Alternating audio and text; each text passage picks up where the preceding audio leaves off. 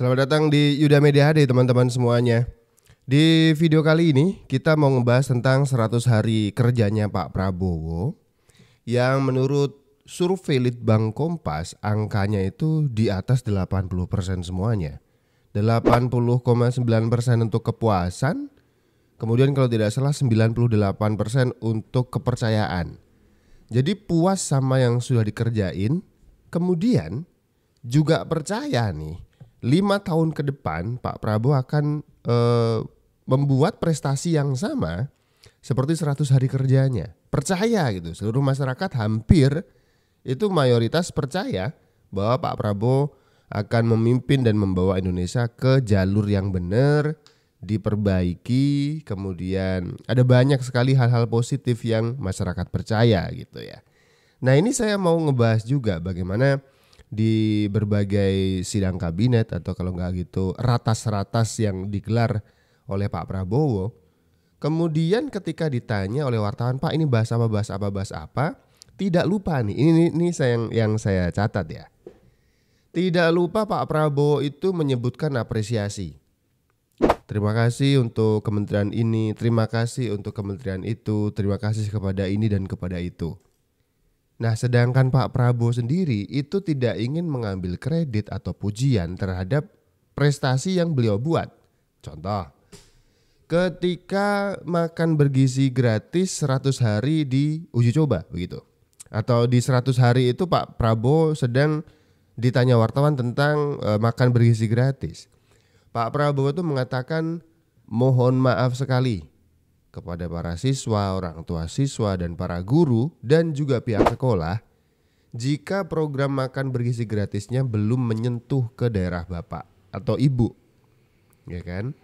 Karena memang prakteknya ini ada tantangan di sana, tidak bisa langsung serentak dan sesuai dengan harapan. Akan ada perbaikan-perbaikan gitu maksudnya. Minta maaf Pak Prabowo. Dan yang kedua adalah seperti yang saya bilang, Pak Prabowo tidak mengambil kredit. Pak Prabowo tuh mengatakan tolong jangan katakan terima kasih kepada saya. Gak usah terima kasih lah. Apapun yang kalian dapatkan itu memang tugas saya sebagai presiden untuk ngasih ke seluruh rakyat Indonesia. Karena memang itu tugasnya gitu ya. Jadi mohon dari para guru sekolah tidak perlu terima kasih kepada saya. Tidak perlu terima kasih kepada Prabowo Subianto. Itu kata Pak Prabowo. Karena memang itu tugas saya gitu. Ini menarik sekali. Nah kembali ke soal bagaimana 100 hari Pak Prabowo ini berhasil mendapatkan penilaian yang mentereng gitu kan. Dengan 90 atau 80% kepuasan dan hampir 90% kepercayaan gitu ya. Itu Litbang Kompas. Nah ini coba kita pretelin satu-satu nih. Ini pasti tidak lepas dari apa yang kita lihat sebagai respon Pak Prabowo dengan prestasi ini adalah dengan cara berterima kasih kepada para menterinya. Berarti kalau misalkan kita pretelin satu-satu, ini menteri-menteri Pak Prabowo ini menteri-menteri pilihan yang emang udah tepat gitu. Ya meskipun ada 1-2 menteri atau wakil menteri atau penasehat atau apapun dalam pemerintahan yang kemudian melakukan blunder-blunder ya, kita sama-sama tahu ya. Tapi kemudian kan ada perbaikan. Maka dari itu angka kepercayaan masyarakat juga tinggi gitu maksud saya. Nah, kalau misalkan ini dari puluhan menteri dan juga wakil menteri ini kita pretelin satu-satu, saya mau menyoroti satu orang. Namanya Seskap, Mayor Teddy.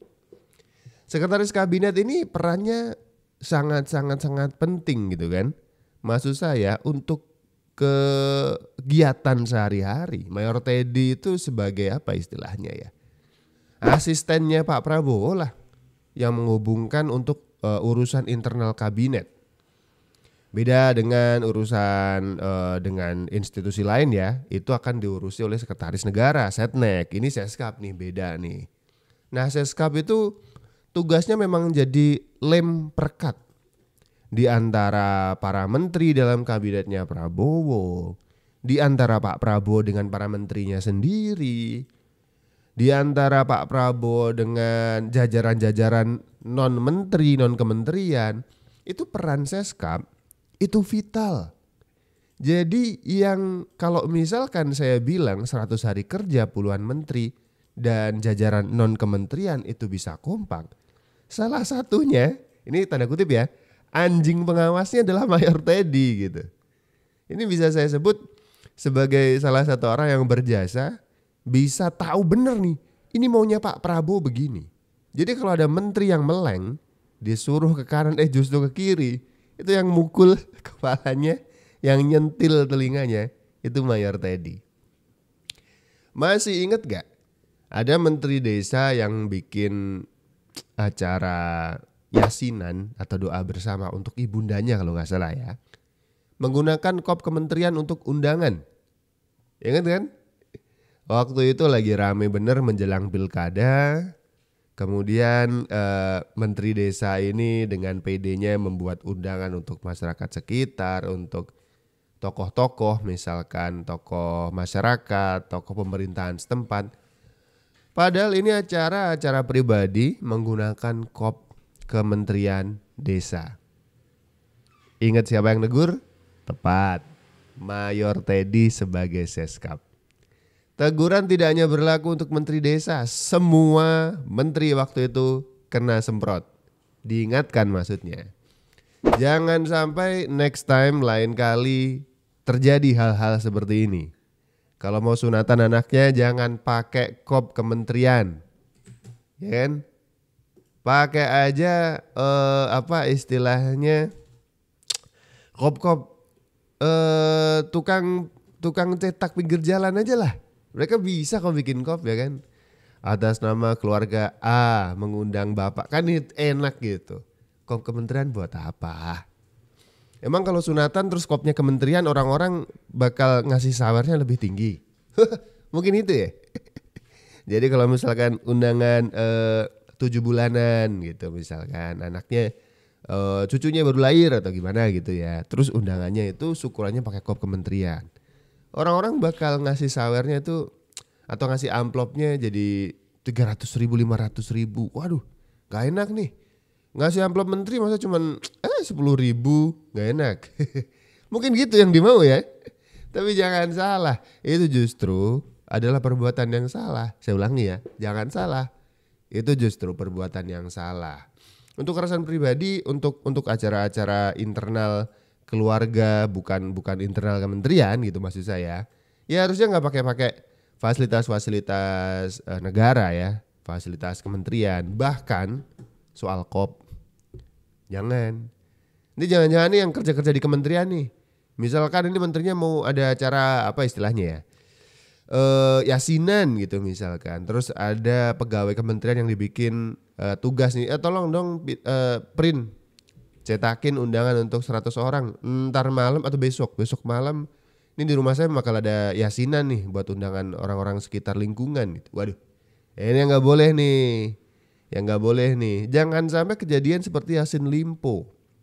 Yassin Limpo itu untuk urusan makan siang aja nih, itu ngambil uang kementerian 3 juta per hari buat pesen ini apa istilahnya GoFood gitu ya, buat beli makanan dari ojek online.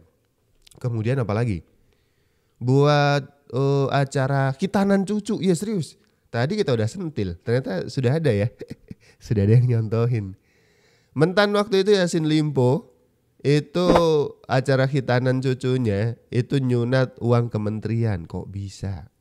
Buat beli skincare anak juga katanya uang kementerian disunat. Punya mobil Alphard yang masih kredit bulanannya nyunat uang kementerian. Apalagi? Oh iya ini nih. Nyawer biduan. Ini. Kalau gak punya uang gak usah sosokan nyawer. Tapi kalau misalnya jadi menteri, saya gengsi juga sih. Ada acara gede nih, ada biduannya. Orang-orang pada maju nyawer. Waduh saya menteri, mana mungkin saya gak ikutan nyawer. Nanti dikira waduh menteri pelit banget gitu ya. Tapi kondisi lagi gak punya duit gitu. Nengok ke sekretaris, ada duit gak kementerian? Saya pinjem dulu deh gitu. Oh, itu mulai dari situ. Saya bayangin kalau waktu itu ada Mayor Teddy, bukan cuma disentil di grup WhatsApp, didatengin ya kan? Diajak duel. Kan garang ya Mayor Teddy ya. Maksud saya itu nyewa biduan. Kok nyewa sih? Nyawer biduan. Pakai uang negara. Itu biduannya otomatis jadi PNS. Kebayang gak sih? Orang nyanyi diundang biasa, ada job nih nyanyi di acara khitanan anaknya menteri gitu misalkan ya. Tiba-tiba disawer pakai uang negara. Otomatis pulang baju coklat. Loh, kenapa? Jadi PNS saya. Karena dibayar pakai uang negara. Jadi masuk PNS tuh biduan. Lucu kan? Jadi kalau saya bayangin sekali lagi, kalau waktu itu sudah ada Mayor Teddy, ini nggak lama sih, nggak lama yang begini-begini.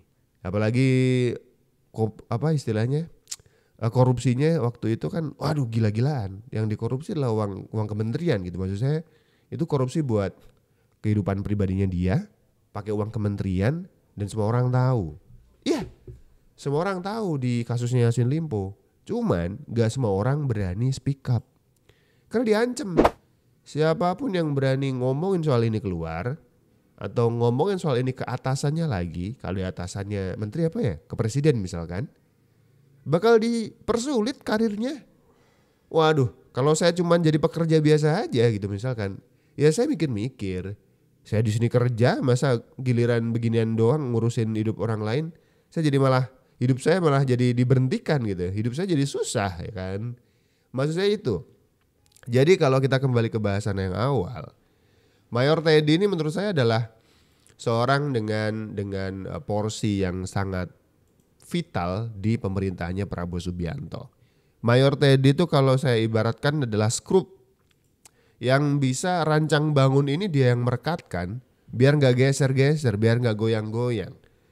Ibaratnya lem perekat lah, biar semuanya nempel, biar semuanya seperti bentuk semula, bentuk yang diinginkan oleh Prabowo Subianto.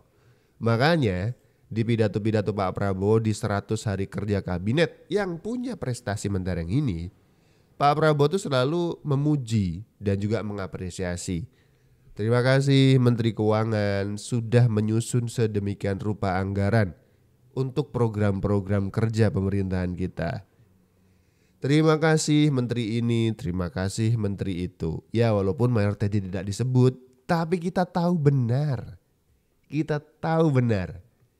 Waktu ada Gus Miftah yang kena kasus viral karena mengolok-olok tukang es, yang turun tangan Mayor Teddy juga. Jadi benar-benar ini tuh tanda kutip anjing penjaganya Prabowo Subianto di kabinet merah putih ini. Karena kita sama-sama tahu bisa jadi presidennya baik. Orang-orangnya itu loh. Kita sama-sama tahu dari 2014 sampai 2019 ada aja kelakuan Menteri Jokowi yang unik-unik lah. Syahrul Yassin Limpo, siapa lagi? Banyak, silahkan di googling aja. Kita jadi mikir, Pak Jokowi itu sebenarnya bagus. Ya kan? Visinya memimpin Indonesia tuh baik. Apa yang beliau lakukan benar. Tapi kenapa ada aja yang bikin susah menteri-menterinya? Maka dari itu Pak Prabowo memandang ini semuanya harus ada sesuatu nih untuk urusin soal itu. Dia taruhlah Mayor Teddy. Ini orang dengan background militer tentu saja tidak pandang bulu. Mau itu lebih tua, mau itu menteri senior, mau itu menteri yang punya power lebih daripada dia yang baru saja pendatang ya. Dia itu pendatang. Gimana enggak? Dia backgroundnya militer, jadi ajudannya Pak Prabowo, Pak Jokowi dulu, kemudian dihadiahkan kepada Pak Prabowo untuk jadi ajudan juga. Kemudian tiba-tiba masuk ke dalam dunia politik, jadi setskap gitu, jadi sekretaris kabinet. Ini baru buat dia. Jadi saya bayangkan ada menteri-menteri senior yang ini apa sih anak baru, tapi itu bukan masalah buat Mayor Teddy. Ketika ada satu jabatan yang diemban oleh orang-orang militer, bawahannya mesti melihat dia bukan seperti kita ngelihat Mayor Teddy yang junior secara umur misalkan, tapi bagaimana pangkat yang melekat dan juga tanggung jawab yang melekat kepada Mayor Teddy-nya. Nah itu yang ada di mindset Mayor Teddy. Tentu saja menteri-menteri ecek-ecek yang kemudian mungkin senior ya, ecek-ecek tapi senior, mungkin menteri yang udah belasan tahun malang melintang di dunia politik Indonesia tiba-tiba jadi menterinya kabinet merah putihnya Prabowo yang tidak berkenan atau risih ditegur Mayor Teddy misalkan, ya bodo amat, disikat sama Mayor Teddy, disikat. Itu yang jadi Mendes, itu orang penting di PAN. Kalau tidak salah apa jabatannya? Wakil ketum atau gimana gitu. Ketum, wakil ketum ya kan, disikat sama Mayor Teddy. Jangan pakai kop kementerian. Ya. Jadi Mayor Teddy ini anjing penjaganya Prabowo Subianto.